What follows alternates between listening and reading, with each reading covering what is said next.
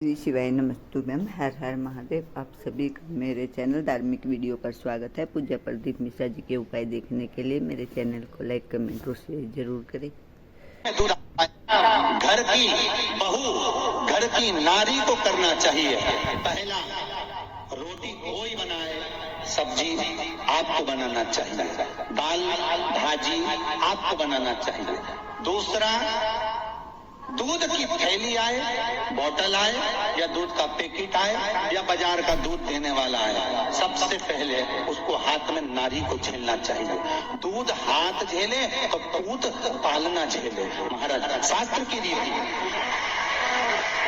दूध का पात्र अगर गैस पे चढ़ा रहे, आपने पात्र में अगर दूध नहीं लिया, अपने हाथ में दूध नहीं लिया, बोतल दूध की नहीं ली, जिस थैली में दूध आया है वो थैली दूध की हाथ में नहीं ली, तो एक काम तो कर सकते हो, दूध को आप अपने रखो। भले बाद में नौकरानी देख ले, भले बाद में दासी देख ले, पर गैस पर, रसोई घर पर, अन्नपूर्णा पर वो दूध चढ़ना चाहिए। हिंदू धर्म की रीति है, आज भी जब घर का नया घर का वास्तु पूजन होता है तो उस घर में गैस जलाकर, चूल्हा जलाकर सबसे पहले दूध उठाना जाता है। उस दूध को तपाया जाता है, जिससे वो दूध उफनता है, गिरता है, और उसका शुभ सूचक देखा जाता है कि किस दिशा में गिरा।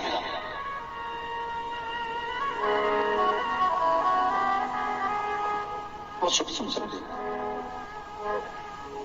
दूध पूत बढ़ाता है। तीसरा, जब पानी का मटका, हंडा, भले तुम्हारे घर में नल से पानी आ रहा हो, आरओ का पानी आ रहा हो, तुमने आरओ लगा रखा हो, और उसके नीचे छोटा सा हंडा, मटका, कुछ भी, छोटा सा घड़ा, कुछ भी रखना जरूर चाहिए। रसोई घर में भले इतना बड़ा हंडा रखो, मटका रखो, घड़ा रखो, कलश रखो, पर रखना जरूर चाहिए। क्यों? उसमें पितरों का स्थान होता है। तो घर में, रसोई घर में कभी परिवार में किचकिच नहीं होती, क्लेश नहीं होता। अगर हंडा भरा हुआ है, हंडा खाली होते होते जब सुबह के समय पर पानी थोड़ा रह जाता है, उस श्री शिवाय नमस्तु मैम। हर हर महादेव। पूज्य प्रदीप मिश्रा जी की कथा और उपाय सुनने के लिए प्लीज वीडियो को लास्ट तक देखिए और बने रहिए, लेकिन उससे पहले सब्सक्राइबर कीजिए ताकि अगली वीडियो की नोटिफिकेशन आप तक आ सके। श्री शिवाय नमस्तु मैम। हर हर महादेव। जहाँ हंडा आधे से ज्यादा खाली हो जाता है, शास्त्र कहता है, भविष्य पुराण कहती है, जहाँ पानी का हंडा आधे से ज्यादा खाली हो गया, समझ लेना दूसरे दिन रसोई घर में क्लेश जरूर होगा, यह पक्का। इसलिए हंडे की सीमितता देखी जाती है। मटके को, हंडे को, कलश को आधे से ज्यादा भरकर रखा होना चाहिए। भले आधे तक भरा रहे, पर आधे से नीचे नहीं। उस घर में सब माताएं पूछती है, पंडित जी हमारे घर में बहुत क्लेश है, हमारी बहू सुनती नहीं, बहू के हमारी सास नहीं सुनती। क्लेश हो कहां से रहा? जब तुम लड़की पसंद करके आई, उसका पाँव देखती आई, 25 बार फोटो देखा, अपनी रकम तोड़वा के बहू को सोने की रकम चढ़वा दी, खुद ने अच्छी साड़ी नहीं पहनी, 10,000 का सूट चढ़ा दिया, चुन्नी बेस, डब्बा दिया तैयार होने का, चप्पल दी नाप की, चूड़ी का नाम मंगवाया, इतना प्रेम, और घर पे आके जगदम्बा हो गई। कारण क्या है? इतना क्लेश कहां से आ गया? जब तुमने पसंद करी, तुमने देखी, लड़की वालों ने यहाँ देखा, लड़के वालों ने वहां देखा, जब एक दूसरे को देख के सब बात हुई है, संबंध हुआ, रात भर बात चली, फिर क्या हो गया? यहाँ तो रोज फोन लगाती थी, मम्मी ये वाली साड़ी तैयार कर लो। हाँ बेटा कर ले, ऐसी बात सास और बहू में चले। चूड़ी का नाम भेज दीजिए, चोली का नाम भेज देना, और मैंने डब्बा तैयार कर लिया, मैंने वीडियो कॉल में दिखाया, देख ले, यही है। चप्पल भी लिए, ये भी लिया, चोटी भी ली, गजरा भी लिया, दुनिया का सामान लिया, शादी करी, 2-3 लाख रुपए तो गार्डन में खर्च कर दिए, लोगों के खूब चटाया, 2-3 लाख रुपए खाने में खर्च कर दिए, गिफ्ट भी दिया मेहमानों को। जब इतना खर्च करा, इतनी जोरदार बातचीत थी, फिर आखिर 1-2 साल में ये सब क्या हो जाए कि ये जगदम्बा ने ये कात्यायनी हो जाए? कारण क्या है? कारण तो ढूंढो। अरे बोलो तो सही है कि नहीं है? कारण तो ढूंढो कि कारण क्या है इसका। कि क्या कारण हो गया। अब दोष देने की माँ ने सिखा दिया होगा और वो दोष दे, तुम तो अपनी माँ के ही हो, हमारी तो सुनो ही नहीं। अब वो इधर दोष, वो उधर दोष दे। ये दोष देने से कुछ नहीं हो, अपने कर्मों का दोष देखो।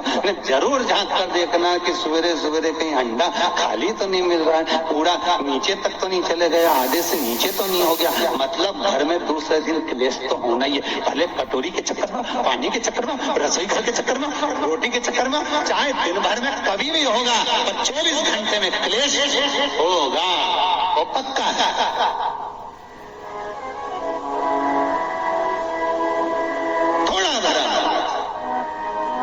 क्यों भर कर रखा जाता है मटका, क्यों भर कर रखते हैं हंडा, क्यों कहा जाता है कि जिस समय वास्तु पूजन होता है, पितरों के लिए पूजन करी जाती है, तो हंडा भरा जाता है, नया कोरा मटका, नया हंडा वास्तु पूजन में भरा जाता है। क्यों?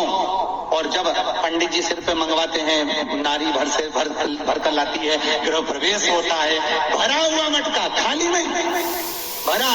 और जब भरवाते तो इतना भरवाते कि उसका पानी उंडेलना चाहिए। वास्तु पूजन का नियम है, जिस समय मटके को भरकर लेके आते हैं घर के अंदर, कलश भरकर लेके आते हैं, वास्तु प्रवेश करते हैं, गृह प्रवेश करते हैं, तो मटका इतना भरा जाता है, उसका पानी बाहर ढुलना चाहिए। और जब लेकर आए तो झलकता हुआ पानी होना चाहिए। नारियल रखे, आम का पत्ता रखे तो पानी गिरता रहे। पर माताएं तो अपने फैशन में नहीं, डेंटिंग पेंटिंग कराए, पानी गिर जाए तो वही नाराज हो जाता। बेचारा पंडित जी की हालत खराब कि तुमने इतना पानी क्यों भरा, कम नहीं भर सकता था हमारा पूरा।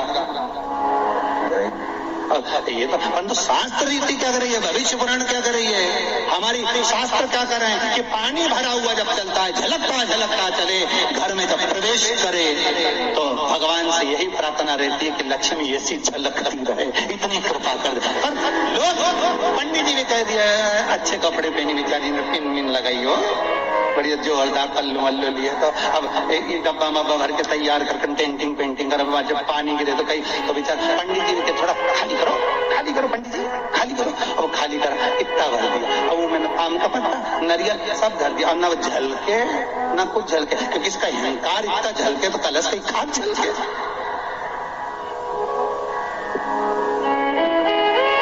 ये तो गृह प्रवेश कर रही तो अपने आप को ऐसी समझने कि हमारा बराबर कोई नहीं बनाया, और ऊपर से फोटो खींचना। अभी इसका अहंकार इतना झलके तो कलश के खाद झलके। अब जो झलकना वो तो झलका ही नहीं, झुमका झलका, और कहा मतलब का झलका है सब झलका।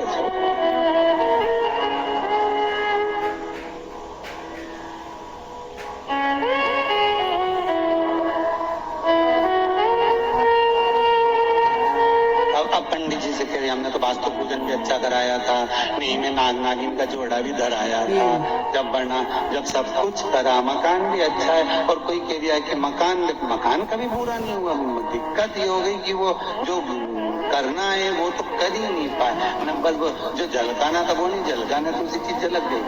अब कई